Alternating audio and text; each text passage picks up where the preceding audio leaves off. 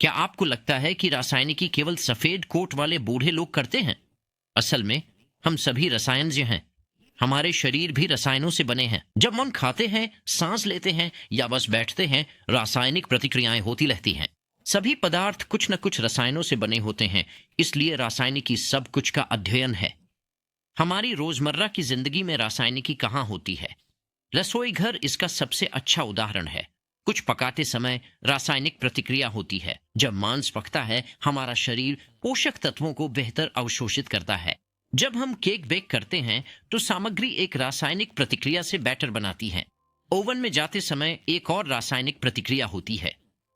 जब हम खाना फ्रिज में रखते हैं या जब चीजें सड़ती हैं, ये सभी रासायनिक प्रतिक्रियाएं हैं। रासायनिकी का एक और सामान्य क्षेत्र सफाई है। रसायन विशेष रूप से बर्तन, कपड़े और आपके शरीर जैसे क्षेत्रों के लिए बनाए जाते हैं। सोचें, अगर आप अपने शरीर को ब्लीच से धोएं तो यह जल जाएगा, लेकिन बच्चे जानते हैं कि शरीर को ब्लीच से नहीं धोना चाहिए। इसका मतलब है कि सफाई उत्पादों के बारे में सीखते समय हम पहले से ही छोटे रसायनज्ञ होते हैं। दवाइयां रासायनिकी का एक और अहम उपयोग है। हमारी दवाइयां रसायनों से बनी होती हैं। ये हमारे शरीर को मजबूत करती हैं।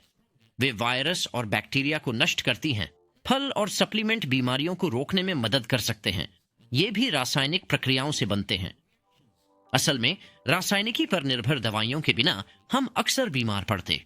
नई दवाइयों के शोध में भी रासायनिकी का उपयोग होता है। क्या आप सोच सकते हैं? लगभग 100 साल पहले लोग सर्दी से मर जाते थे। अब हमारे पास सर्दी के लिए सस्ती दवाइयां हैं। ये रासायनिकी की खोजों की वजह से है। रासायनिकी हमारे पर्यावरण का भी हिस्सा है। हमारे बगीचों के लिए खाद और कंपोस्ट रासायनिक प्रतिक्रियाओं के माध्यम से बनते हैं।